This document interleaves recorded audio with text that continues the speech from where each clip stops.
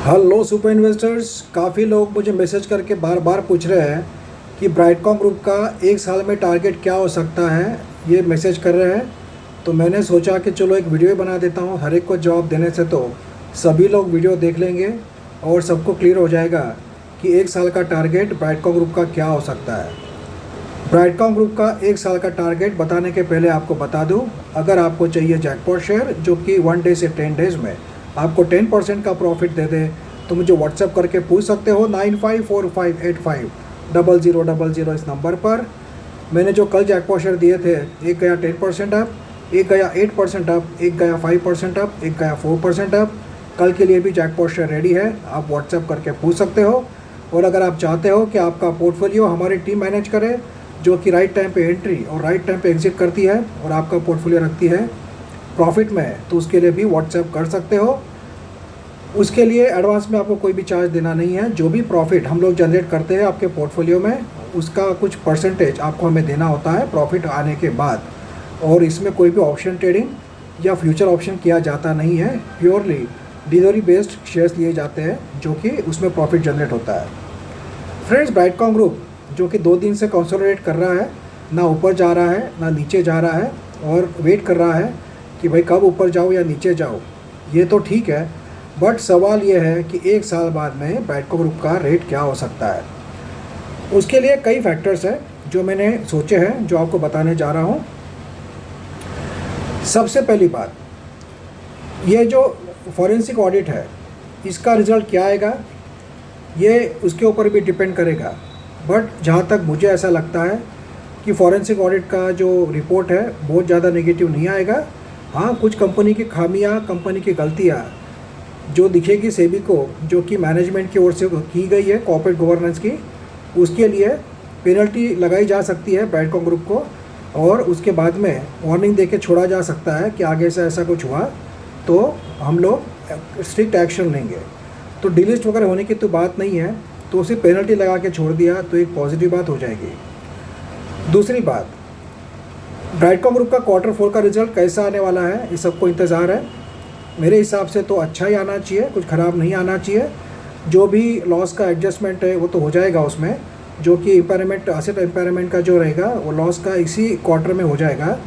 और हमारी नज़र ये रहेगी कि इस क्वार्टर में कंपनी का सेल्स और प्रॉफिट बराबर है या नहीं है।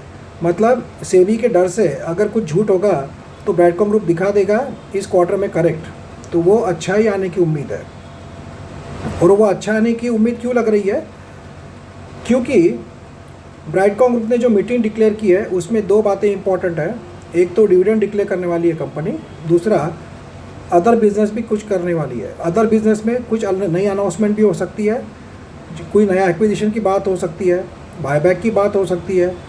बट मुझे लगता है कि बायबैक अभी कंपनी नहीं करेगी। उसका कारण बताता हूँ मैं।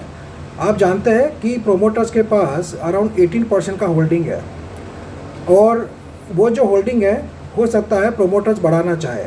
और कब प्रोमोटर्स को बढ़ाने के लिए क्या चाहिए, अमाउंट चाहिए, और वो अमाउंट कहाँ से आएगी, डिविडेंड के ज़रिए आएगी। तो फर्स्ट स्टेप मुझे ये लग रहा है कि डिविडेंड डिक्लेयर इसलिए भी किया जा रहा है कंपनी की ओर से कि प्रोमोटर ग्रुप को भी पैसा मिलेगा। डिविडेंड डिक्लेयर होगा तो करोड़ों रुपए मिलेंगे, और वो करोड़ों रुपए से हो सकता है कि प्रोमोटर्स आने वाले दिनों में अपनी हिस्सेदारी बढ़ाते हुए दिखे, क्योंकि वो भी जानते हैं कि काफ़ी लोगों में निगेटिविटी है कि प्रोमोटर्स की हिस्सेदारी कम है, बढ़नी चाहिए, प्रोमोटर्स बाय क्यों नहीं कर रहे हैं। तो हो सकता है ये डिविडेंड डिक्लेयर करके प्रोमोटर्स के पास पैसा जाएगा, और आने वाले क्वार्टर में हमें प्रोमोटर जो होल्डिंग है वो भी बढ़ते हुए देखने को मिल सकता है, क्योंकि प्रोमोटर को भी जो डिविडेंड डिक्लेयर होगा वो जाएगा। अब डिविडेंड कितना देती है कंपनी पर शेयर, 10 पैसे, 20 पैसे, 25 पैसे, 50 पैसे, 1 रुपया, ये पता नहीं है। बट जो भी डिविडेंड कंपनी दे रही है, मतलब कंपनी के पास पैसा है और कंपनी डिविडेंड देने को तैयार है, मतलब कंपनी में कोई भी प्रॉब्लम नहीं है। ये एक बात हमारे लिए क्लियर हो जाती है।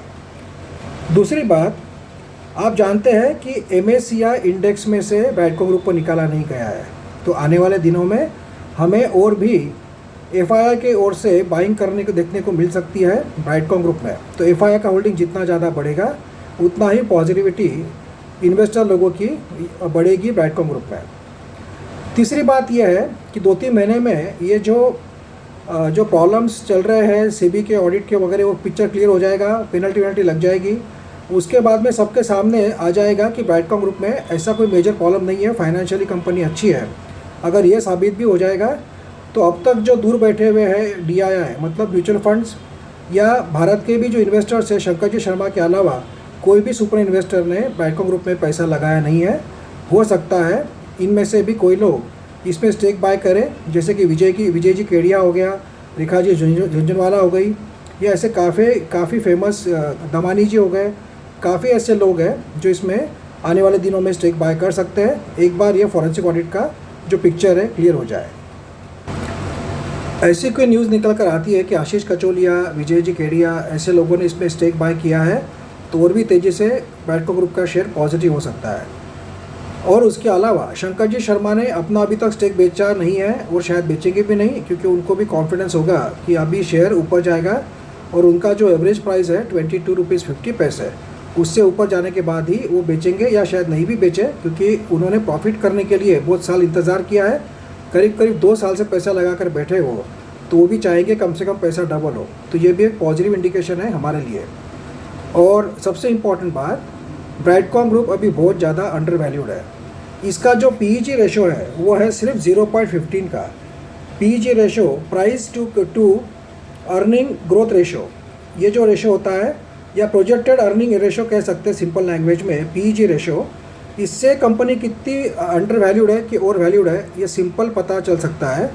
तो जो भी कंपनियां अंडर 1 के PEG रेशो की होती है उनको अंडर वैल्यूड माना जाता है। तो आप सोचिए आप कि इसका जो रेशो है ब्राइटकॉम ग्रुप का PEG रेशो ओनली 0.15 है, मतलब कंपनी काफ़ी अंडर वैल्यूड है। तो ये जो बड़े बड़े दिग्गज लोग हैं, इन्वेस्टर लोग हैं जो स्टडी करते हैं कंपनी के, उनको पता होता है।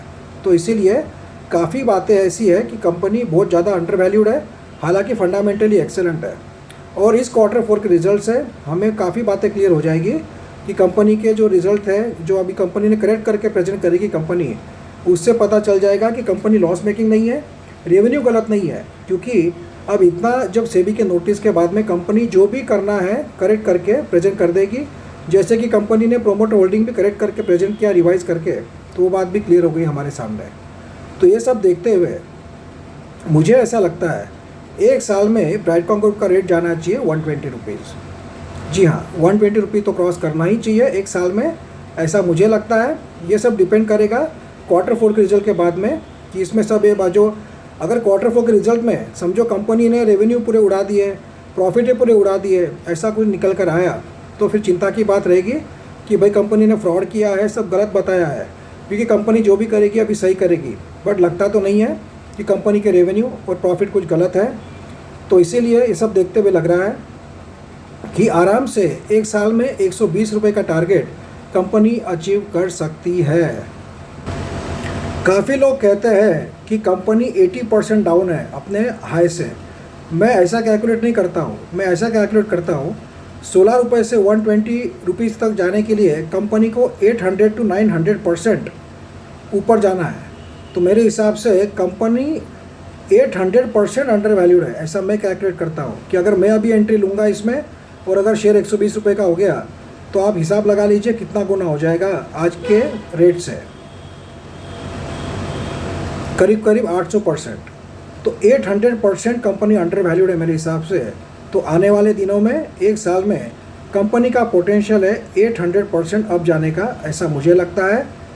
और ये सब डिपेंड करेगा जो मैंने आपको पहले बातें बताई Q4 के रिजल्ट में क्या क्या निकल कर आता है, और सब पिक्चर क्लियर हो गया तो फिर तो फॉरेंसिक ऑडिट का जो भी रिजल्ट आया उसका फ़र्क नहीं पड़ेगा और शेयर लगातार ऊपर जा सकता है। ये बात अलग है कि ऐसा नहीं होगा कि नॉन स्टॉप डायरेक्ट शुरू होगा तो 120 पर ही जाकर रुकेगा, ऐसा नहीं होगा। बीच में प्रॉफिट बुकिंग भी आएगी, ऊपर नीचे भी होगा मार्केट के हिसाब से। बट धीरे धीरे कंपनी, क्योंकि देखिए फ्रेंड्स, सभी लोग इन्वेस्टर नहीं होते हैं, ट्रेडर भी होते हैं। तो उनका एक टारगेट पूरा होने के बाद वो सेलिंग करना शुरू कर देते हैं, प्रॉफिट बुकिंग करना शुरू कर देते हैं, और ये होता है तो शेयर थोड़ा नीचे भी जाता है। बट ऊपर नीचे जाकर और आगे आने वाले क्वार्टर्स भी अच्छे आएंगे ऐसा हमें लगता है, क्योंकि कंपनी के सभी रिजल्ट्स बढ़कर ही आ रहे हैं ईयर ऑन ईयर। तो वो हिसाब से आने वाले दिनों में रिजल्ट भी अच्छे आएंगे, ये सब बातें क्लियर भी हो जाएगी, तो आराम से ब्राइटकॉम ग्रुप का शेयर 120 रुपये का लेवल टच कर सकता है आने वाले 1 साल में, जो कि आज के रेट से 800% का जंप हो सकता है। तो आप थोड़े बहुत शेयर्स अभी बाय करके रख सकते हो Q4 के रिजल्ट के बाद, और Q4 के रिजल्ट में पिक्चर क्लियर होने के बाद फिर तो कोई टेंशन ही नहीं है, बाय करके बैठ जाना है शांति से। बट फिर से मैं यही कहूँगा कि पूरा पैसा एक शेयर में लगाना नहीं है, कितना भी अच्छा लगे 30-40% तो मैक्सिमम हो गया, 10-20% के ऊपर आपके पोर्टफोलियो का पैसा कोई भी एक शेयर में लगाना नहीं, भले ही कितना भी अच्छा शेयर हो। बाकी मर्ज़ी आपकी है। मैंने आपको टारगेट बता दिया है, ये टारगेट हो सकता है ऐसा मुझे लग रहा है, क्योंकि यहाँ से अभी पीछे मुड़ के देखने की कोई बात निकल कर नहीं आएगी, सब्जेक्ट टू कोई बड़ा फ्रॉड मैनेजमेंट की ओर से सेबी के ध्यान में आए, या Q4 रिजल्ट में कोई बड़ा ही हमें बहुत ज़्यादा कुछ गलत दिखे तो बात अलग है, एडजस्टमेंट। नहीं तो ओवरऑल ऐसा लग रहा है कि मैंने जो शेयर का आपको टारगेट दिया है 1 साल का, वो अचीव होना कोई बड़ी बात नहीं है। सो कॉन्ग्रेचुलेशंस, लेट्स होप कि ये टारगेट अचीव हो और हमें आज के लेवल से 800 गुना प्रॉफिट हो एक ही साल में। Thank you friends.